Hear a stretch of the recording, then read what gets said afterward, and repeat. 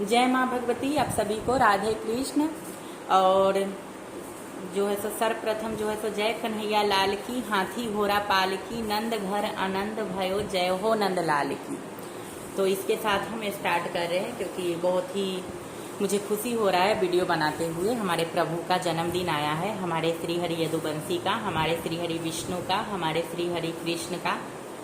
तो इनका जो है सो जन्माष्टमी आया और काफ़ी जो है सो टाइम से मनाया जा रहा है। और लगभग सभी सनातनी के घर में श्री कृष्ण जन्माष्टमी मनाए जाते हैं।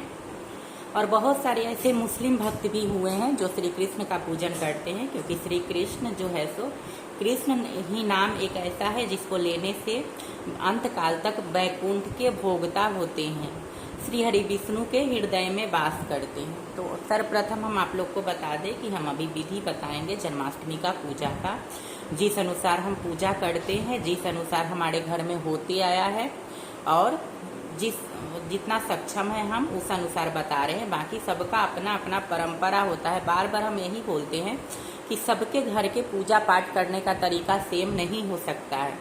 तो हर चीज़ के पूजा का नियम जो है सो डिफरेंट है। हमारे यहाँ पे पंचांग भी सेम नहीं है, हमारे यहाँ पे पुरोहित का जो है सो पूजा कराने का तरीका भी सेम नहीं है। हर जगह का डिफरेंट होता है, लेकिन सभी का भाव एक है। सभी का भाव है कि ईश्वर को प्राप्त करना। तो चलिए, उससे कोई मतलब नहीं बनता है, इसका हम बाद में बताएंगे। अभी हम बताते हैं कि पूजन कैसे किया जाएगा।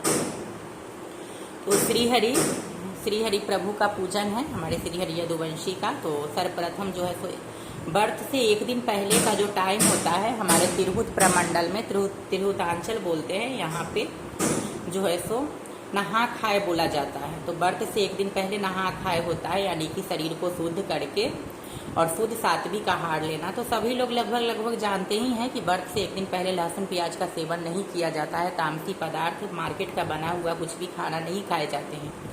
ये हो गए, 2 टाइम का खाना खा सकते हैं और हो सके तो 6 से 7 बजे तक ही खाना खा ले शाम में।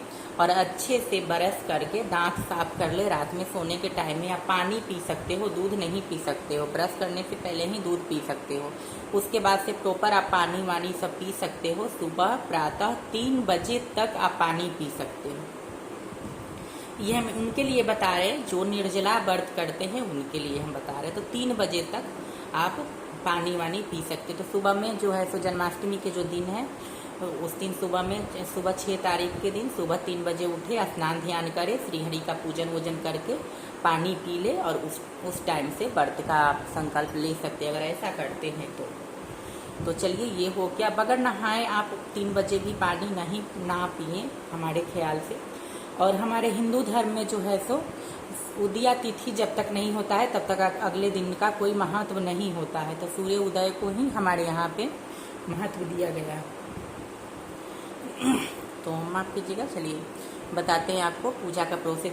तो अगले दिन जो जन्माष्टमी का दिन रहेगा उस दिन स्नान ध्यान करके हो सके तो प्रातः काल उठे, श्री हरि का जो है सो अभिषेक कराए। अगर आपके पास श्री हरि का विग्रह नहीं है, लड्डू गोपाल जी नहीं है, युगल सरकार नहीं है, तो अष्टदल कमल का निर्माण करे। चावल को रंग के अष्टदल कमल बनाए, उस पर हमारे श्री यदुवंशी का पिक्चर उस पर स्थापित करे उस पर। और फिर उनका जो है सो पंचोपचार से पूजन करे। पंच देवता को आवाहित करना बहुत ही जरूरी होता है, तो ध्यान दीजिएगा। तो पंच देवता का पूजन करे और कलश का पूजन करे, धूप दीप दिखाए, घंटा बजाए, शंख बजाए और जन्माष्टमी के व्रत का संकल्प ले। तो इतना पूजा जो है सो सुबह का हो जाता है। उसके बाद इंतजार रहता है हमको 12 बजे का। तो 12 बजे भी पंचोपचार से पूजन किया जाता है। तो 12 किन्हीं के यहाँ पे जन्म कराए जाते हैं, किन्हीं के यहाँ पे जन्म नहीं कराए जाते हैं। तो हमारे यहाँ पे शुरू से ही श्री कृष्ण का जन्म कराया जाता है रात के 12 बजे। तो रात के 12 बजे है तो इनका जन्म कराए जाते हैं। तो जन्म किस तरीके से कराए जाते हैं वो हम आप लोग को बताते हैं। तो किन्हीं के यहाँ पे खीरा में कराए जाते हैं, किन्हीं के यहाँ पे तरबूज, खरबूज और सीताफल, उसको कुम्हरा बोलते हैं, और या फिर कुम्हर जिसको पेठा बोलते हैं अलग अलग जगहों पे।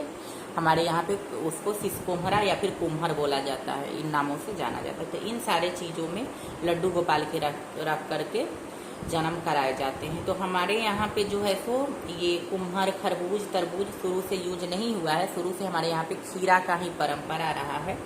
प्रभु को 5 प्रकार के फल में रख करके और खीरा का डंठल उस दिन काटा जाता है। तो इस तरीके से इनका जन्म कराए जाते हैं। तो शाम के टाइम में प्रॉपर इनका पूजन जो होता है, शाम में भोग लगा दें, इनको पानी ग्रहण करवा दें। उसके बाद जो है सो इनको एक पीतल का बर्तन ले ले या फिर बांस का डलिया ले ले, उसमें फल रखें और फिर उसमें श्री हरि यदुवंशी को उसमें जो है सो सुला दें, अगल बगल से खीरा रख दें और फिर 12 बजे जो है सो शंख बजाए, घंटा बजाए और बोले नंद घर आनंद भयो, जय हो नंद लाल की, हाथी घोड़ा पाल की, जय कन्हैया लाल की। मतलब खूब अच्छे से खुशी से मनाइए। ऐसा सोचिए ना कि आपके घर ही प्रभु अवतरित हुए हैं। आप बहुत बड़े सौभाग्यशाली है कि आज आपको ये मौका मिला है अपने प्रभु को आवाहित करने का, और ऐसा भाव लेकर के अपने प्रभु का पूजन करें। प्रभु को जो है सो जन्म करा के अपने सर पे स्थापित करें और फिर उसके बाद इनको नहलाएं। तो पंचामृत से इनका अभिषेक होता है। पंचामृत से अभिषेक करा करके नया नव वस्त्र जो है सो इनको धारण करवाएं, मुकुट लगाएं, चंदन लगाएं, केसर तिलक लगाएं और इत्र लगाएं और भोग लगाएं। तो भोग में इनको विशेष क्या होता है, तो उस दिन पंजीरी, शहद और जो है सो माखन मिश्री, तो विशेष यही भोग इनको उस दिन लगता है। बाकी पकवान बहुत तरीके का बनता है, तो वो सब देवी को अर्पित किया जाता है। हमारी जो देवी भगवती हैं तो सामने रखा जाता है सभी अन्य देवी देवता के लिए, क्योंकि उस दिन काफ़ी खुशी का दिन होता है, तो इसलिए पकवान ये सब बनता है। बाकी हमारे श्री हरि यदुवंशी उस दिन वो प्रसाद ग्रहण नहीं करते हैं। वो देवी के लिए वो प्रसाद 56 भोग बनाए जाते हैं या फिर 21, 11, जिसके कुल की और जिसका जितना सक्षम होता है उतना उस तरीके से वो मनाते हैं। तो ये हो गए। और फिर उसके बाद चलिए तो थोड़ा सा बता दें कि इनका जन्म से जुड़ा हुआ बात। तो जो भी श्री हरि विष्णु या अन्य देवी देवता होता है, तो युग का जब समाप्ति होता है तब इनका अवतरण होता है। तो इनका अवतरण कब हुआ था, तो द्वापर के आखिरी चरण में हमारे श्री हरि यदुवंशी का जो है सो जन्म हुआ था, या फिर अवतरित हुए थे या अवतार लिए थे, आप लोग जो समझ लीजिए। तो आखिरी चरण, द्वापर के आखिरी चरण में हमारे प्रभु अवतार लिए थे। तो उस दिन क्या था, तो अष्टमी तिथि थे, बुध दिन था और रोहिणी नक्षत्र था। और ये सारा सहयोग जो है सो ये सब इस बार मिल रहे हैं हमको। 6 तारीख के रात में ये सभी तिथियां प्राप्त होगी। तो इस बार जो है सो पूरा के पूरा नक्षत्र, ग्रह, दिन, तिथि सारा एक ही मेल खा रहे हैं। बिल्कुल जैसे भगवान का जन्म हुआ था द्वापर में, वैसे ही कलयुग में ये सारी तिथि, नक्षत्र, ग्रह सब मिल रहा है। तो काफ़ी शुभ है। और इस दिन किसी भी बच्चे का जन्म होगा तो वो अति कांति युक्त बच्चे होंगे। और ये है, तो ये सब मिल रहा है। इसीलिए 6 तारीख के दिन इस बार मथुरा और वृंदावन में भी मैंने पता किया है, उस इस्कॉन मंदिर में भी 6 तारीख को ही जन्माष्टमी मनाए जाएंगे।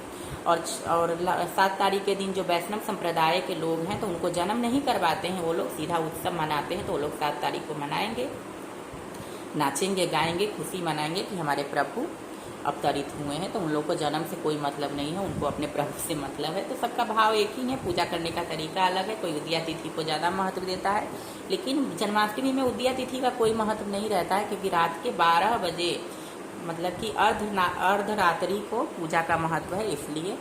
और इस दिन मेन है कि तिथि का महत्व दिया जाता है। तो अष्टमी तिथि होना चाहिए, रोहिणी नक्षत्र होना चाहिए। और सबसे जो इम्पोर्टेंट है इस बार दिन जो है सो बुध है, और बुध के दिन ही हमारे श्री हरि यदुवंशी का जन्म हुआ था।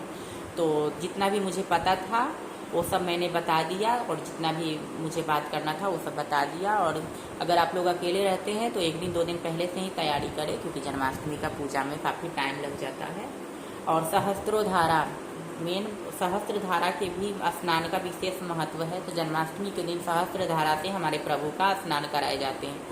तो जो मथुरा वृंदावन में जो सहस्त्रधारा होते हैं, एक पात्र होता है चांदी का, उसमें सहस्त्रों छेद किया होता है। तो सब लोग जो है तो सक्षम नहीं है ये सहस्त्रधारा परचेज करने में। और हमारे यहाँ का तो परंपरा ही नहीं है सहस्त्रधारा, सिल्वर के सहस्त्रधारा से स्नान कराने का। हमारे यहाँ पे मिट्टी के पात्र में सहस्त्रों उसमें होल किया हुआ, मतलब सहस्त्रों छेद, शुद्ध हिंदी में कहें तो मिट्टी के पात्र में सहस्त्रों छेद, उसको मतलब कि पकाया हुआ नहीं, कांच पात्र में सहस्त्रों छेद करके फिर उससे नहलाने का परंपरा है।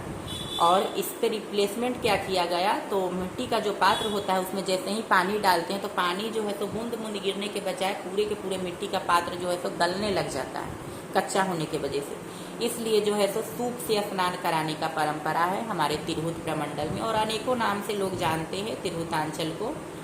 तो इस पे कभी और बात करेंगे। तो यहाँ पे सूप से स्नान कराए जाते हैं और हम सूप से ही स्नान कराएंगे अपने प्रभु को, उसमें भी सहस्त्रों धारा जो है सो आते हैं। तो चलिए, वीडियो काफ़ी लंबा हो रहा है। आप सभी को जय माँ भगवती, राधे कृष्ण, और अच्छे से अपने प्रभु का जो है सो प्रकट उत्सव मनाइए या फिर जन्माष्टमी मनाइए, कृष्णाष्टमी मनाइए, सबका भाव एक ही है।